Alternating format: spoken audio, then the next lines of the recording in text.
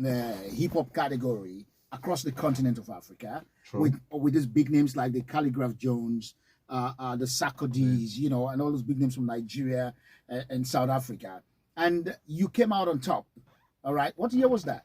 That was 2022. 2022. Yes. And you became the biggest name of hip hop in Africa. Facts. So I want you to delve into that one a little bit for me. Well, I believe in the moniker of great things do come from small places. Sierra Leone is a small country. Nigeria, Ghana, these are the giants. My manager is Nigerian. We always have this conversation, but I feel like I have this responsibility and the potential to really compete on the global stage when it comes to hip hop music. Or music in general, and but because of coming from Sierra Leone, where things are not too much structured, to where we can compete on the global front, it's a disadvantage on my behalf. Most people be like, Kyle, your biggest problem is being hailing from Sierra Leone. I don't see it as a disadvantage or a bad thing. I see it as a blessing. It just makes me work harder. I have a point to prove. So when I was nominated for that award, the fans came out. My fans, I have a very loyal fan base, the Black Leo fans. They went out and voted and voted. So we actually came on top. We beat Nasty C from South Africa, Sarkodie from Ghana, who has a lot of BET awards, Calligraph Jones, all these guys. They were committed and invested in this award as well. But I believe after that award and when I became victorious, it kind of like just gave me that stamp that, this guy is a force to be reckoned with. That sounds good. And the name Sierra Leone, your country, and the music rose from that point. Definitely. I mean, what I did was, I remember 3-4 years ago, I was cracking my brain, like, how can I penetrate the market? How can I expand beyond Sierra Leone? Because Sierra Leone, I'm already established as the biggest hip hop artist, but I feel like I have to break new grounds. And the culture of hip hop, it's not like reggae music. It's not like R&B, where it's like kumbaya, kumbaya, everybody get along. In hip hop, you really can challenge. You can say, hey, I'm better than you. My music is better than you. It's called the battles. So it's nothing started. I saw a loophole. Calligraph had won an award in Nigeria, and he came to pick the awards up, and then he made a statement. He's the biggest rapper in Nigeria, and then he went on to say all the rest are Afrobeat artists. He mentioned the rappers that he have respect for. So I felt disrespected. I'm like, I'm here. Here I am in Sierra Leone, small Sierra Leone, not being recognized. Nobody's paying attention. I have to say something as an MC, a mic controller, master of the ceremony. So I put out a diss record called Kenyatta, and that record really flew all around the continent. I mean, everybody, you have reactors on YouTube paying attention to small Sierra Leone now. They were really astonished. I saw people asking questions. Do they really do music in Sierra Leone? Because we were not known for that. So it kind of opened the doors. You can say it's a negative way to really get introduced, but that's why I had to take some step back. I said, okay, I don't want to just be known as the rapper that come in this. I have to make conceptual music to just show and prove, to show that I can be creative. That's why the album Heroes, that's how it came about. Heroes came about, yeah, because I was going to say, okay, now we're having Heroes, and this album is so good. But you talked about Kenyatta.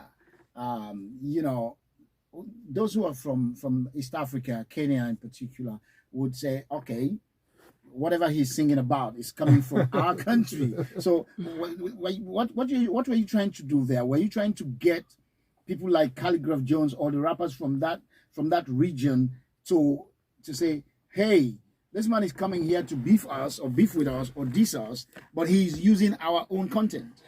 Well, it's cross-marketing. There's different ways to skin a cat. You can do collaborations, or you can take that approach, And for it to be attractive to where people don't take it as an offensive move, I had to at least soften it a little bit. Jomo Kenyatta is a hero, in the African continent. He stood for so much. And, I felt like if I'm going to come at the biggest rapper in Kenya, I have to at least show them that I'm aware of the history. I know the leaders. And you paid respect to exactly, their leader. I paid respect.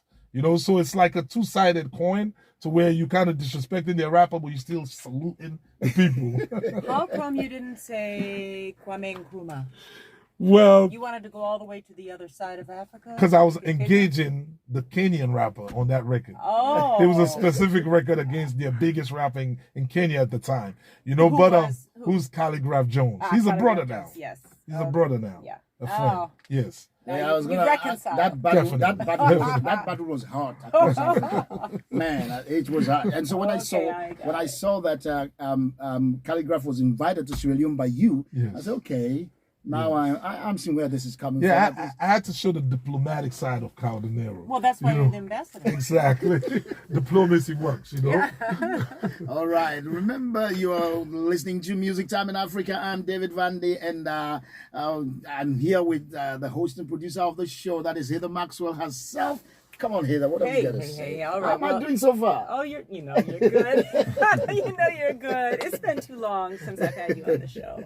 Thank you. Honestly, David. Thank you. Thank you. This is really fun. So I want to say we are with Caldenero, but he's got two guys with him that are silent partners back here. Mm-hmm. Who are they? Just Cal, who are you with here? Yes, that's a great question. Yeah. You know, on my left here is my brother Cosmos Koskanino. He's a known figure in the Nigerian music industry. He runs a lounge in Lagos. He's like a brother to me. We've been working for over 10, 15 years. And he actually helps me when I'm working on my album with collaborations and creative control with battle. You know, Oh. he wants me to do the Asake, the Burner Boy type of music. Yeah. And I want to stick to hardcore hip hop. So we have that battle. Well, okay. Can you just get on the mic and say? Yeah, hello? definitely. You're We on- fight. We fight all the time. Cal is not lying. Like literally, we argue all the time. Any project we're working on, we go to war. You gotta say Yeah. Be diplomatic about do one, two, and it's like Asake like. He's a businessman, so he's thinking, how can we get the show? Yeah, we gotta get bigger shows, bigger venues. But you know, it's a collaborative effort and it works. You know, he's extremely intelligent, knowledgeable, and when you listen, I hope people get to listen to Heroes and find out about some of these people that Cal is talking about. And I mean, on the way he was doing the research about another person that you want to talk about and things like that. So it's deeper than just what's on the surface. It's Okay. bigger than music. Okay. Okay. You know? Well, listen, Yes, everybody. yes. We're gonna listen to each. All right. And We who have else do we another- have? And on my right, this is a brother by the name of Dean. He's a show promoter here. He's part of a team called the Wise Men. Actually, he's part of the team that booked me for the event that I'm here in Washington, D.C. for tomorrow. I'll be performing at the Hampton Conference Center. Like they are young Sierra Leonean brothers here in the DMV area that's doing a great thing. You know, I'm not the first artist they brought here. They brought Emerson, Drizzy Leak, and the rest. You know, so this is just one of their shows, but I think it's going to be one of the best, and it's going to be special. All right, come on over to the mic. Yes, good afternoon, everyone. You know, we are the Wise Men. I am Green. We've been doing shows promoting Sierra Leonean music in the diaspora. We see what the Ghanaians, Nigerians are doing, and we're all in the same space. We feel like we can compete, just like what Kyle was saying. We are a small country. We want our music to go out there. We want people to come and explore our culture. You know, it's not just about hearing other things about Blood Diamonds. Sierra Leoneans have a lot to offer in every spectrum that you think about, either being tech, entertainment, the creative industry. So we feel like we can be an ambassador outside of Sierra Leone and bring Sierra Leoneans together, and within that part, bringing other nationality among our journey. So that's why we've been doing this, and we invite to come and grace the One Salon Music Fest. This is our third year doing the One Salon Music Fest, but we have been doing it, bringing other big names from Sierra Leone. All right. Thank Good, you. good. Thank All right, you. David, Yes. take it over. All right. Thank you very much, Heather. Thanks for stepping in. And so right now we're going to take another quick break, and we're going to bring you the song Heroes. Yeah. The title of the album is what we're going to bring to you right now. And when we come back, we'll go back to Ambassador Caldenero, and we'll talk a little bit more before we bring this to a close. Right now, it's Heroes. Let's get it on.